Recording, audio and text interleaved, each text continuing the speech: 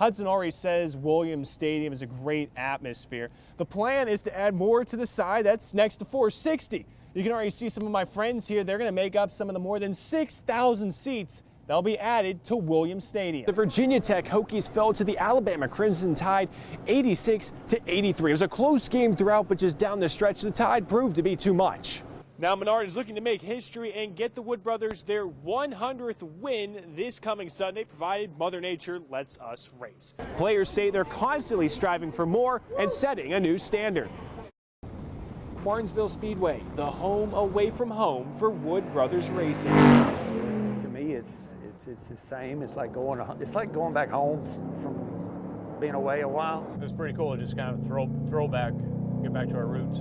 It's a home that hasn't changed much. In the 50-plus years, their drivers fly around the half-mile oval. Their driver for the 21, Paul Menard, took us for a few laps around in the pace car for this Sunday's race. It's different as our cars are today than they were, 10 years ago, 20, 30, 40 years ago. The Martinsville Speedway is the same. And the mentality the brothers take for their team is a throwback to a different era.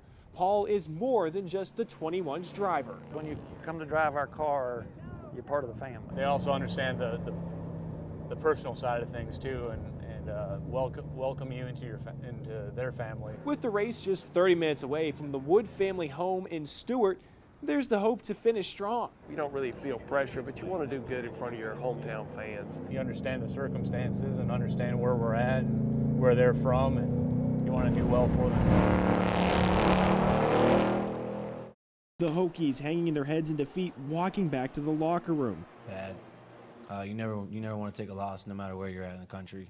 But sometimes stories don't go as expected. They take turns.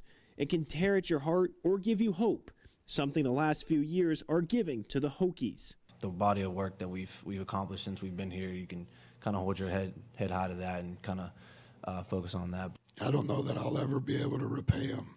So some characters will move on and graduate. Others will return and continue to grow the Hokie program.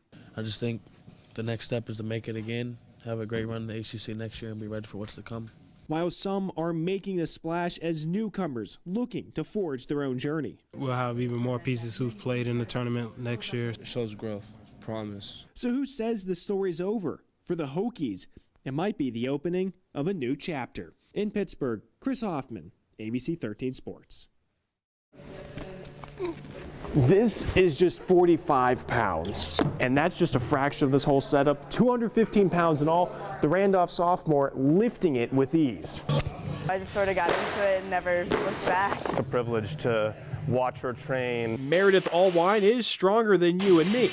Now, don't take it personal. She's stronger than most people. You get to work towards a personal goal, and it's like self-fulfilling. The 19-year-old Virginia Beach native picked up the sport only 2 years ago. She played soccer and ran track, but credits her background in gymnastics for her lifting ability. This perfectionist kind of mindset I got from gymnastics, and you can really work towards a technical skill every single day. Allwine is already seeing success. She's the junior weightlifting national champion, grabbed silver at the Junior Pan Am Games, and placed 7th at the Junior World Competition.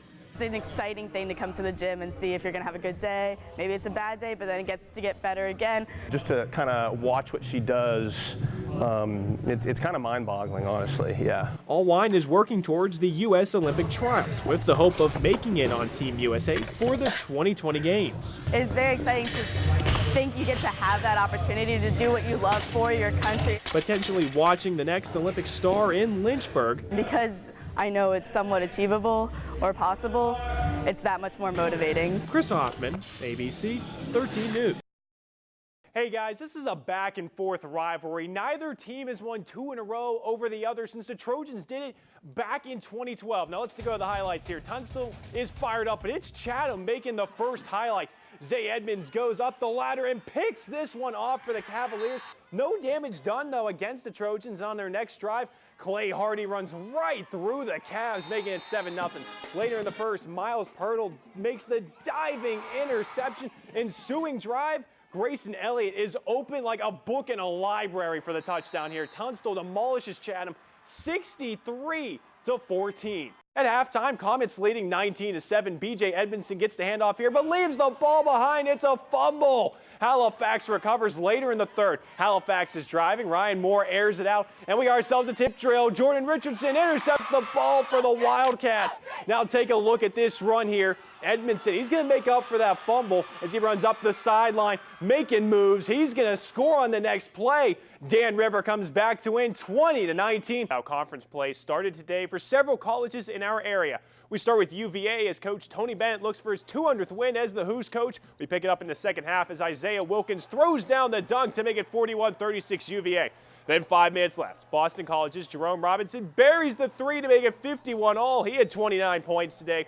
But then the Cavs tie Jerome, drills the long-range three to get a 3-point lead, part of his career-high 31 today. Now 3.1 seconds left. Eagles down 1. They inbound the ball, and they get called for an offensive foul. The Cavaliers win a close one over the Eagles, 59-58. Bennett is only the third coach to reach the 200-win mark in Virginia history. Then there's the Randolph College women's basketball team. They played host to St. Andrew Knights this afternoon. We picked this one up in the second quarter. Ball's going to come over to sophomore Kaylin Banks, who makes a nice fake to get into the paint and extend the early Wildcat lead. But the Knights would keep it tight in the first half as Samantha Ring comes flying down the court and gets the ball down low to Aquia Johnson to cut the lead to 3. And it would be a back and forth as this one kept going. Wildcats are going to pass it around before it ends up in the hands of Sarah Wright, who makes the layup, but it would just not be the Wildcats' day as Kayla Clifton gets the loose ball, and she's going to go coast to coast for the Knights and draw the foul. Randolph loses a close one, 69-66. That matchup to watch, the Hokies defense against the Cowboys offense. It's no secret Oklahoma State's quarterback Mason Rudolph is a big part of the offense, throwing for over 4,500 yards. But the Hokies are keeping an eye out for running back Justice Hill, who is averaging over 5 yards a carry and has 17 touchdowns on the season. We saw a couple of highlights of him where he burst to the front line, made someone miss, and he was off to the races. So I definitely think that's one of the overlooked aspects of the entire offense.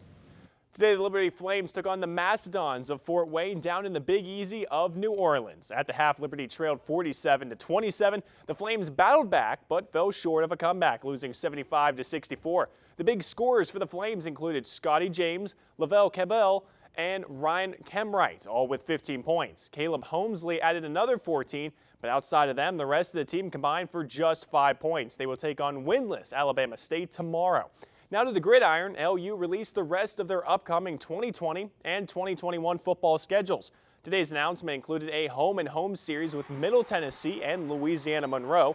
They also added a home game against Florida International University in 2020 and home games against FCS opponents North Carolina A&T and Western Carolina in 2020 and Campbell in 2021. Now we take it to the high school hardwood as the EC Glass Hilltoppers battle the Pulaski Cougars. Alexis Phillips getting us start off early here. She'd be a big part of the Pulaski offense getting the long two. Glass would keep it close though through the first half with LaKayla Rucker getting this ball into the hoop here. It'd be 11 after the first, tied at 11 after the first quarter, but Pulaski would be too much for Glass. The inbounds pass here is stolen by Madison Radcliffe. She's all alone, puts up for the easy layup, and later in the half, it's Phillips again with a turnaround jumper putting the Cougars up 6. They'd go on to win 53-28. Now, other scores around the region include the Amherst County Lancers falling to Turner Ashby 45-36 and Charlottesville beating Jefferson Forest 44-37. And in boys basketball, the Colonels of Alta Vista win a thriller in double overtime 60-54 with 16 points and 14 rebounds from Lawrence Galliard.